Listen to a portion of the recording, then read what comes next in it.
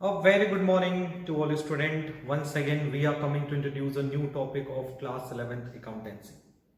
As you know very well, in the last few videos, we already discussed the very important chapter. This is the second last chapter of class 11th accountancy, that is an incomplete record. As you know very well, what is an incomplete record? You know very well, incomplete record or the system of the recording of the transaction in the books of account in which we are taking only a cash account and the personal account in the books, because incomplete record is a record which follows only a single entry system. यानी incomplete record एक इस तरह का record होता है जिसमें हम सारे ट्रांजेक्शन को प्रॉपरली रिकॉर्ड नहीं करते. In such types of the transaction we record only one side of the transaction, which are totally based on the cash account and the personal account, and personal account includes the two types, that is the debtor and the creditor. What do you mean by the creditor? The person from whom we purchase the goods on credit, and the debtor means the person to whom goods sold on the credit basis. So basically, if you are talking about the incomplete records, so incomplete records is a record or a books of account which record only one aspect of the transactions, which follow the single entry system in our books of account. You know very well, single entry system is different from the double entry system because of, अगर हम single entry system की बात करते हैं तो single entry system में सिर्फ हम ट्रांजैक्शन के एक एस्पेक्ट को रिकॉर्ड करते हैं, एक एस्पेक्ट को रिकॉर्ड नहीं करते. Similarly when we are talking about the incomplete record, तो यू फाइंड दैट क्योंकि incomplete record is based on the single entry system, इसमें ट्रांजैक्शन के सिर्फ एक ही एस्पेक्ट को रिकॉर्ड किया जाता है, एक एस्पेक्ट को रिकॉर्ड नहीं किया जा सकता. And you know very well, in the last video we discussed most of the important features related to the incomplete record. What are the difference between the single entry system and double entry system? So in this class, firstly we discussed few of the important practical problem related to the incomplete records. So let's start the today's class. Okay, all the best. Let's we discuss the procedure and the steps by which we calculate the profit under single entry system, under single entry system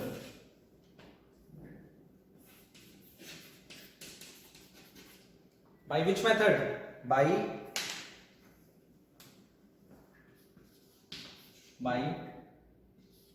statement of affair method. Last video में हम लोगों ने लगभग इसी बात पे बात किया था, लेकिन उसमें हम लोगों ने उतना स्टेप्स डिस्कस नहीं किया था.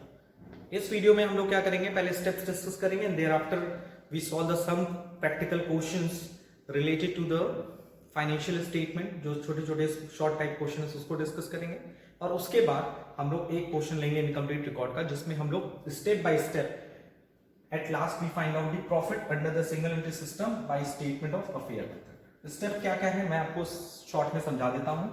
स्टेप 1, पहला आपका काम क्या होता है, प्रिपेयर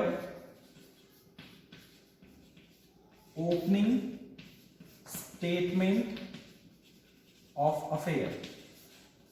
सबसे पहले आप ओपनिंग स्टेटमेंट ऑफ अफेयर बनाओगे, और ओपनिंग स्टेटमेंट ऑफ अफेयर बनाने से आप क्या फाइंड आउट कर लोगे, ओपनिंग कैपिटल.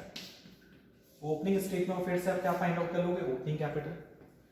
फिर स्टेप 2 आपका रहेगा prepare closing statement of affair. यानी पहले ओपनिंग स्टेटमेंट ऑफ अफेयर बनाया, फिर क्या बनाया, क्लोजिंग स्टेटमेंट ऑफ अफेयर. सो क्या फाइंड आउट हो गया, क्लोजिंग कैपिटल फाइंड आउट हो गया. यानी पहले स्टेप 1, फिर स्टेप 2, फिर स्टेप 3. स्टेप 3 में क्या करोगे, प्रॉफिट कैलकुलेट करोगे. आपके पास ओपनिंग कैपिटल है, क्लोजिंग कैपिटल है, उससे आप फॉर्मूला फाइंड आउट कर लो, प्रॉफिट फाइंड आउट कर लो. That is an opening capital. कैसे फॉर्मूला था, यहाँ स्पेस थोड़ा सा चाहिए हमको। So the formula, so the value is sorry, equation is profit equals to closing capital minus opening capital, closing capital minus opening capital plus drawing minus additional capital. ध्यान से समझना क्योंकि मैंने शॉर्ट फॉर्म में लिखा है, so you please listen carefully. Profit equals to closing capital minus opening capital plus drawing minus account means it is an additional capital, this is an additional capital. So आपने profit calculate कर लिया। ये basic procedure है by which we calculate the profit under single entry system by statement of affair method. Step 1 follow करोगे, उससे आप opening statement of affair बना लेना, तो ओपनिंग कैपिटल फाइंड आउट हो जाएगी। फिर स्टेप 2 में आप क्या करोगे, क्लोजिंग स्टेटमेंट ऑफ अफेयर बना लो, उससे आप क्लोजिंग कैपिटल फाइंड आउट कर लोगे। फिर स्टेप 3 में क्या करो, प्रॉफिट फाइंड आउट कर लो। प्रॉफिट का फॉर्मूला है closing capital minus opening capital plus drawing minus additional capital. यहीं तक आपको करना होगा when the question is free from any kind of the additional error, additional adjustment. यानी अगर क्वेश्चन में कोई भी एडजस्टमेंट नहीं है, जो एडजस्टमेंट हम लोगों ने पढ़ा है in the preparation of the financial statement of sole proprietorship with adjustment, अगर उसमें कोई एडजस्टमेंट नहीं है तब तो ये यहां तक स्टेप चलेगा। But step 4 becomes a necessity. Step 4 necessity बन जाती है, कब बन जाती है, when there is an given an adjustment, कोई एडजस्टमेंट गिवन है। एडजस्टमेंट जैसे कि अगर हम बात करें like a depreciation, like outstanding expense, like a prepaid expense, इस तरह का एडजस्टमेंट गिवन है तो आप उस एडजस्टमेंट को इफेक्ट करोगे। यानी जो प्रॉफिट है उसके बाद आप कैलकुलेट करोगे प्रॉफिट आफ्टर एडजस्टमेंट, और जो पूरी तरह से डिपेंड करेगा एडजस्टमेंट के नेचर पर, क्योंकि ये सारी चीजें आपको किस पर डिपेंड करेगी, ये सारी चीजें आपकी क्लियर होंगी जब हम क्वेश्चन सॉल्व करेंगे। अभी हम उतने क्लियर से नहीं बता सकते कि इस एडजस्टमेंट का क्या इफेक्ट पड़ेगा, क्योंकि मैंने आपको ऑलरेडी पहले से बताया हुआ है। सो प्रॉफिट आफ्टर एडजस्टमेंट कैसे कैलकुलेट होगा, जो आपने प्रॉफिट कैलकुलेट किया है उसमें माइनस करोगे या प्लस करोगे एडजस्टमेंट्स को। जैसे एक छोटा सा मैं बात बताता हूं, suppose depreciation is given, so profit उससे इंक्रीज होती है कि डिक्रीज होती है, डेप्रिसिएशन से प्रॉफिट डिक्रीज होती है, तो उसको क्या करोगे, माइनस करोगे। ओके, नंबर 2, अगर प्री आउटस्टैंडिंग दिया है, सो आउटस्टैंडिंग एक्सपेंस से आपकी प्रॉफिट डिक्लाइन होती है, तो उसमें भी माइनस करोगे। प्रीपेड एक्सपेंस से क्या होता है, आपकी इनकम इंक्रीज होती है, सो दैट्स वाई उस केस में आप नेचर, एडजस्टमेंट के नेचर्स को फाइंड आउट करो कि उससे आपको प्रॉफिट हो रही है कि लॉस हो रही है।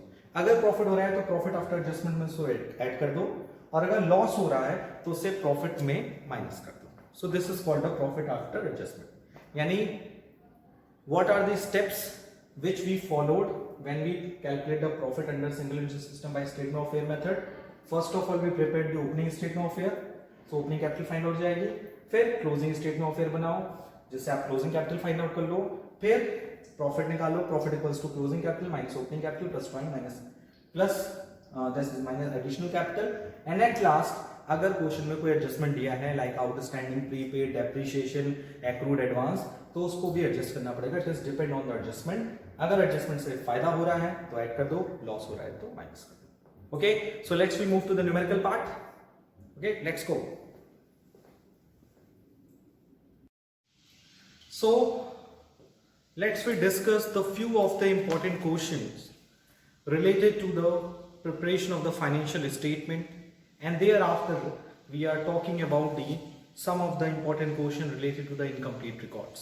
So I request to all the students, kindly listen all the question very carefully. Question number 30A, opening stock rupees 30,000, cash sales 70,000, credit sales 50,000, purchase 80,000, and rate of gross profit on cost is 33.33%. Find out closing stock. So this is a question. Question says that, question ये कह रहा है कि opening stock था 30,000, opening stock था 30,000, okay, and cash sales था 70,000,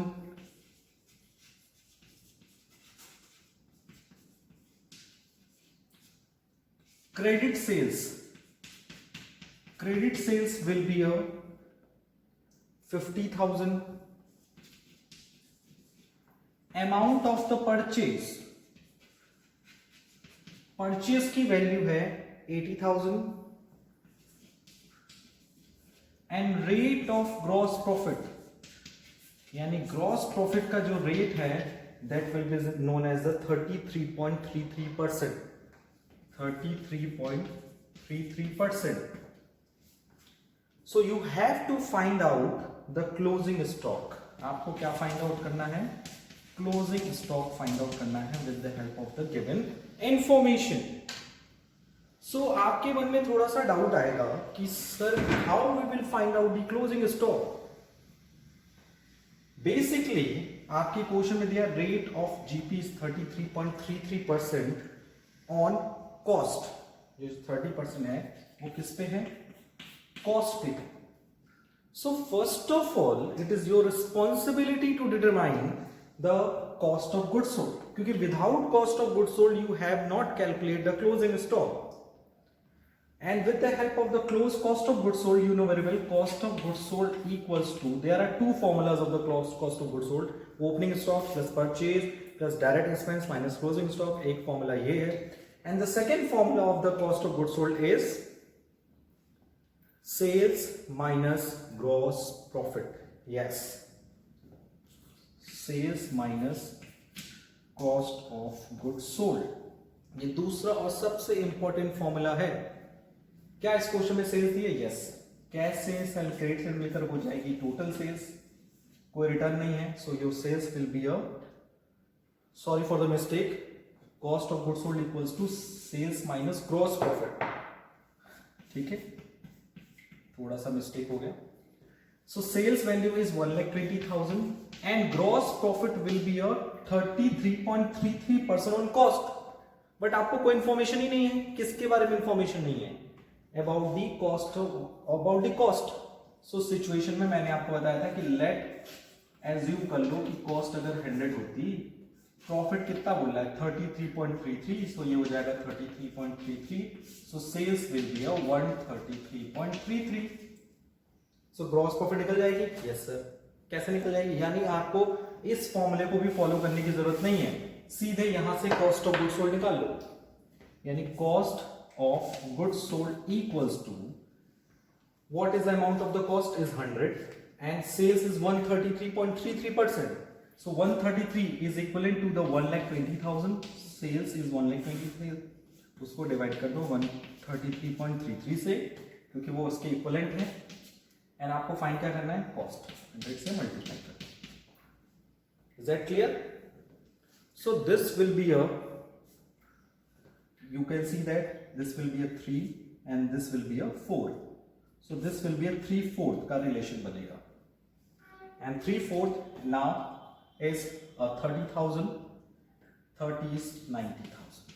So your cost will be a 90,000. According to the basic formula of cost of goods sold, the cost of goods sold equals to opening stock plus purchase plus direct expense minus closing stock. आपको find out क्या करना है? Closing stock. So we can say that with the help of this formula, क्या हम ये कह सकते हैं? क्या? Closing stock equals to cost of goods sold.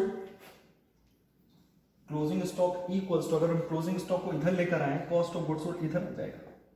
So closing stock equals to opening stock plus purchase, कोई डायरेक्ट एक्सपेंस है नहीं, minus cost of goods sold. So opening stock is 30,000, purchase is 80,000 and cost of goods sold is 90,000.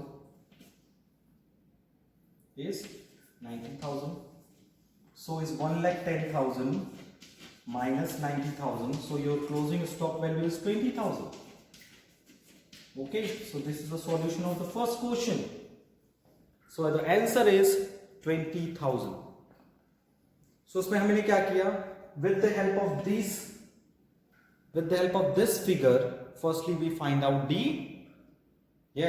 firstly we find out the gross cost of goods sold, and thereafter cost of goods sold का जो formula था opening stock plus purchase plus direct expense, उसकी help से हम लोगों ने क्या किया, thereafter we find out the closing stock value. Closing stock equals to the opening stock plus purchase minus cost of goods sold.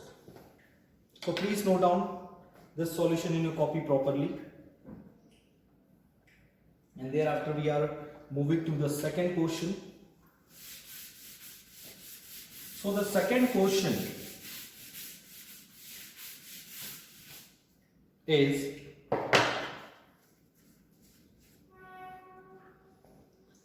calculate and pass the journal entry when the total purchase during the year is 80,000. Listen carefully. आपको क्या find out करना है? That is a gross profit. You have to find out the gross profit when total purchase during the year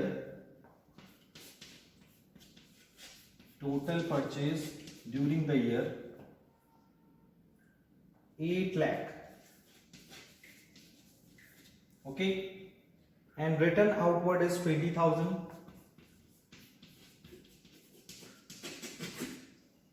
Next, direct expense is 60,000.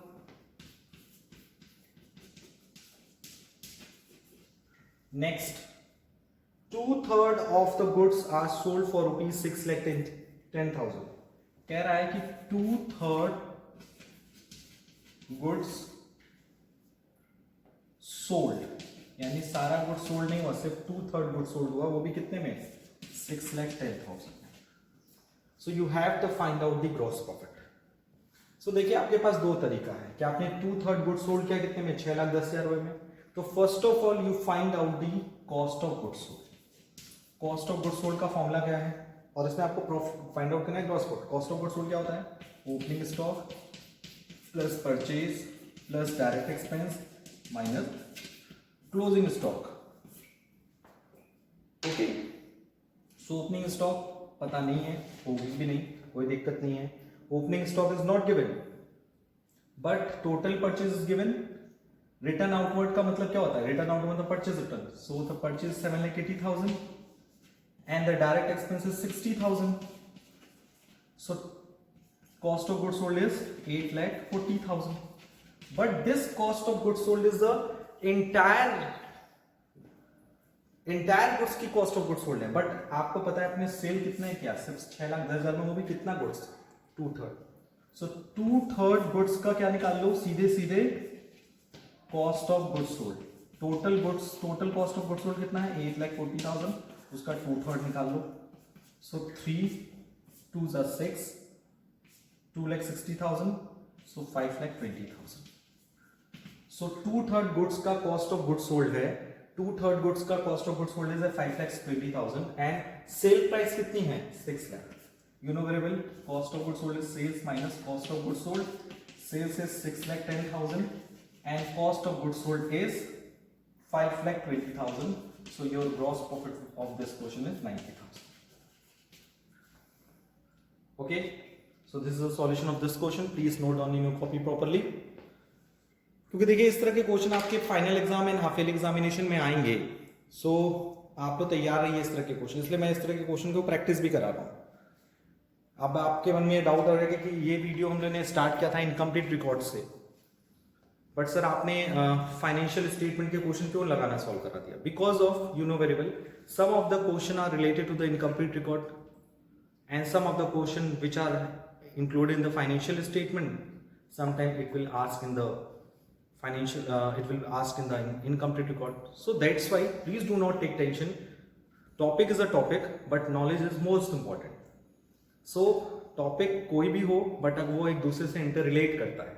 That's why मुझे यहाँ पर incomplete record में ये सारे टॉपिक्स को पढ़ाना पड़ा. बिकॉज ऑफ ये तो पहले तो इंपॉर्टेंट है आपकी एग्जामिनेशन पर्पस के लिए, शॉर्ट क्वेश्चन के पॉइंट ऑफ व्यू से, और दूसरी बात ये कि इनकम्प्लीट रिकॉर्ड में जब हम फाइनल न्यूमेरिकल करने बैठेंगे तो कहीं ना कहीं फाइनेंशियल स्टेटमेंट का रोल काफी बड़ा है.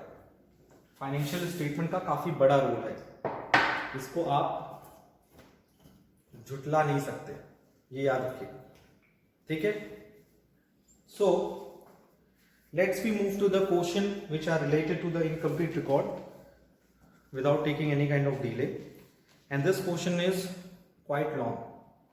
Mr. Bakshi does not keep proper record of account, however he furnished the youth the following particulars: cash at bank 5,000 for the previous year and 4,000 for the current year, cash in hand 400 and now it is a 5,000, stock in trade 30,000 now is 50,000, debtors 25,000 and now is 30,000, debtors equipment 6,000 now it is a 6,000, creditors beginning 20,000 now it is 10,000, and furniture beginning with 30,000 now it is a 3,000.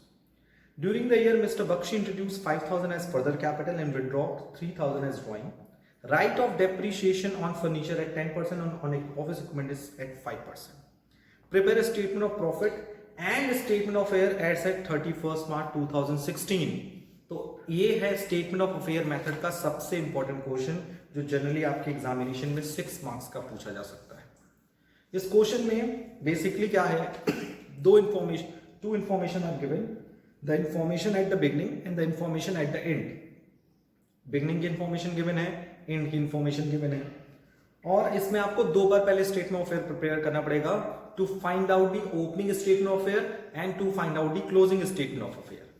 2 तरह की चीजें find out करनी पड़ेगी, तो find out करते हैं हम लोग, ठीक है। सो पहले हम लोग बनाएंगे first of all opening statement of affair. Opening statement of affair, opening statement of affair are prepared at the beginning of the month, at the beginning of the year, that is 31st March 2015 और 1st April 2015। सो 1st April 2015 को हमने बनाया opening statement of affair, okay. इसमें कौन कौन से items आएंगे? First cash at bank, cash in hand, okay, and stock debtor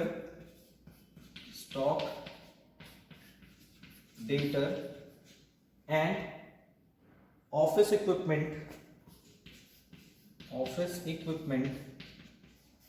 and according to the question is creditor furniture,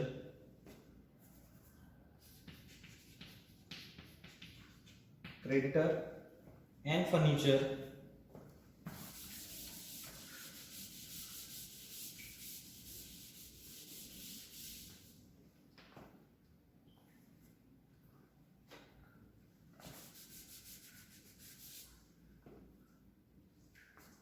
ये भी थोड़ा सा आपको क्लियर नहीं होगा, सो मैं इसको थोड़ा सा क्लियर कर देता हूँ। This is an office equipment and next is a creditor furniture, sorry creditor इस साइड शो होता है, लाइबिलिटी साइड, मैं भी जल्दी में हम लोग इधर लिख देंगे।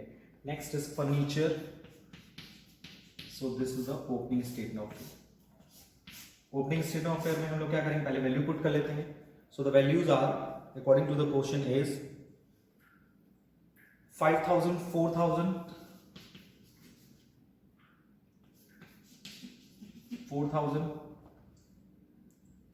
30,000, 25,000, and next is a 6,000 and 3,000, and the creditors are 20,000. So हम लोग क्या करेंगे, फाइंड आउट कर सबको टोटल करेंगे, और this is a statement of affair. Statement of affair just like a balance sheet, ये लेकर कंफ्यूज मत होइएगा कि स्टेटमेंट ऑफ अफेयर अलग है, बैलेंस शीट अलग है। इट इज डिक्टो just like a balance sheet. So ये जो आपका लायबिलिटी साइड में वैल्यू कम आएगी उसको हम लोग क्या बोलेंगे, opening capital, because it is an opening statement of affair. So उसको ऐड कर देते हैं, 5, 4, 9, 9 and 6, 15, 15 and 3, 18,000, 18,000 ये वैल्यू हो गई, ये this and now 55,000, 73,000, इधर भी कितना प्लेस होना चाहिए, 73, 73 में 20 गया, now opening capital will be 53,000, okay. So पहले हमने क्या बना लिया, ओपनिंग कैपिटल फंड बना लिया. अब हम लोग क्या करेंगे, now we have to prepare the next is the closing statement of fair.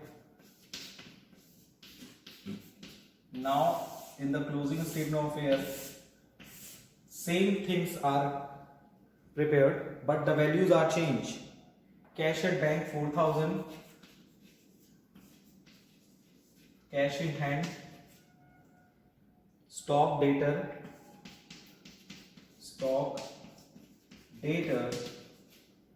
and office equipment creditor and furniture. Question जब भी हम सॉल्व करते हैं तो ज़्यादा चीज़ें वर्किंग पे डिपेंड करती हैं. अगर आपकी वर्किंग अच्छी है, आपका कैलकुलेशन अच्छा है, तो all the things are good. But अगर कुछ भी चीज़ें कमी हैं, कुछ भी आपके अंदर कोई भी डाउट है, सो ये थोड़ी सी चीज़ें आपको कहीं करने की डिस्टर्ब करेंगी. ओके, सो वैल्यू पुट करना स्टार्ट करते हैं हम लोग. When we put the values, this is a 4,000 cash at bank, 550 30 and office equipment is 6,000 and 3,000, and now is a creditor is 10,000. so ये क्लोजिंग स्टेटमेंट ऑफ बना है, but it is a free from adjustment, क्योंकि इसमें कुछ adjustment है जिसको हमने इसमें इंक्लूड नहीं किया. So we find the capital. बात स्टेप समझिएगा, मैं जो स्टेप बता रहा हूं it is very easy for you. ये बना 31 मार्च 2016 को. सो हमने पहले क्या बनाया, ओपनिंग स्टेटमेंट ऑफ फेयर, फिर क्या बनाया, क्लोजिंग स्टेटमेंट ऑफ फेयर. तो step 1 prepare the opening statement of fair, step 2 prepare the closing statement of fair. Opening statement of fair से ओपनिंग कैपिटल पता चल गई और क्लोजिंग स्टेटमेंट ऑफ फेयर से क्लोजिंग कैपिटल पता चल गई. सो closing capital is 459 96 15 3 18 and 80 is 98. So 98,000 इधर आना चाहिए, 98 इधर. So closing capital will be 88. Closing capital कितनी हो गई आपकी, 88,000 हो गई. तो उसको लेकर कोई डाउट नहीं होना चाहिए. सो आपने देखा, आपने ओपनिंग कैपिटल फाइंड आउट कर ली, क्लोजिंग कैपिटल फाइंड आउट कर ली. अब आपको प्रॉफिट कैलकुलेट करना है. सो प्रॉफिट कैलकुलेट करने के लिए आपको पता है the formula of the calculation of the profit is profit equals to closing capital minus opening capital plus drawing minus additional capital. क्या करते हैं, क्लोजिंग कैपिटल में से ओपनिंग कैपिटल को क्या करते हैं, डिडक्ट करते हैं, फिर उसमें ड्राइंग ऐड करते हैं, फिर माइनस करते हैं additional capital. So the closing capital, जो क्लोजिंग कैपिटल होगी वो कितनी होगी, is 88,000. Opening capital is 53,000. Drawing, according to the question, is drawing. जो the owner है, that is Mr. Bakshi. Mr. Bakshi ने introduce किया था 5,000 and withdraw किया था 3,000 as drawing. Drawing is 3,000 and additional capital will be 5,000. So now the profit will be 88, 53, 56. 53 and 5 is a minus figure. So 58 minus करना है, plus करना है 91. 88 plus 3. 88 plus 3, 91. So profit will be 33,000 is a profit. ये हो गई आपकी profit. सो हमने क्या किया, फर्स्ट ऑफ ऑल हमने ओपनिंग स्टेटमेंट ऑफ फेयर बनाया और ओपनिंग स्टेटमेंट ऑफ फेयर की हेल्प से we find out the opening capital. Thereafter we prepared the closing capital, closing statement of fair, और क्लोजिंग स्टेटमेंट ऑफ फेयर से हमने क्या find out किया, closing capital. उसके बाद स्टेप 3 प्रॉफिट कैलकुलेट किया. सो स्टेप बाय स्टेप बात को समझते चलिए, तभी आपको क्लियर होगा सारी चीजें. सो ये है steps by which we calculate the net profit of incomplete record step by step, जिसमें आपने स्टेप बाय स्टेप क्या फाइंड आउट किया, प्रॉफिट कैलकुलेट कर. But this is not a complete solution of this question, because इसमें कुछ adjustments हैं. Adjustment like a write off depreciation on furniture is 10% and on office equipment is 5%. आपको depreciation charge करना है furniture पे 10%, office equipment पे 5%। तो furniture कितना है, दिस इज फर्नीचर, और ऑफिस इक्विपमेंट 6000, दोनों पे आपको डेप्रिसिएशन चार्ज करना है। So this is in profit, but at last step number 4 we have find out the profit after adjustment. उसके बाद हम लोग क्या फाइंड आउट करेंगे, the profit after adjustment. Profit after adjustment कैसे कैलकुलेट करेंगे, देख लो, ये आपके पास प्रॉफिट है। सो इसके बाद हम लोग क्या करेंगे, we have to find out the profit after adjustment. ध्यान से समझिएगा, क्या फाइंड आउट करेंगे, प्रॉफिट आफ्टर एडजस्टमेंट। कैसे, प्रॉफिट कितना है आपका 33,000, प्रॉफिट कितना है 33,000। सो प्रॉफिट है आपका 33,000, उसमें से दोनों एडजस्टमेंट को इफेक्ट करेंगे। दोनों एडजस्टमेंट कितने का है, कह रहा है फर्नीचर पे 10% डेप्रिसिएशन लगाओ, ऑफिस इक्विपमेंट पे 5%, तो दोनों के डेप्रिसिएशन को माइनस कर दो। ओके, सो 10% चार्ज करो फर्नीचर पे। फर्नीचर कितने का है 3000, 3000 का 10% इज 300, और दूसरा डेप्रिसिएशन किस पे चार्ज करना है, ऑफिस इक्विपमेंट पे 6000 है, उस पे 5%, तो 6000 का 5% इज 300, तो आपको टोटल डेप्रिसिएशन कितना लगाना है 600। So your profit is 32,400। So आपने 4 स्टेप में काम किया। Step 1, firstly we prepared the opening statement of year, secondly we prepared the closing statement of year, and number 3 calculate the profit with the help of the formula, and thereafter we calculate the profit after adjustment if in any portion given there is a any kind of the adjustment. Okay, so please note down this solution in your copy properly. Okay, so I hope today we cleared all the topics very easily, and I request to all the students, please solve maximum question from your book. अपनी book से ज्यादा question solve करो, क्योंकि जितना ज्यादा question solve करोगे उतने ही doubts आपके आएंगे, उतने ही डाउट्स आपके रिजॉल्व होंगे, और फिर फाइनली आपको उतना ही ज्यादा अच्छे से समझ में आएगा, because practice makes a man perfect. Okay, so take care, all the best.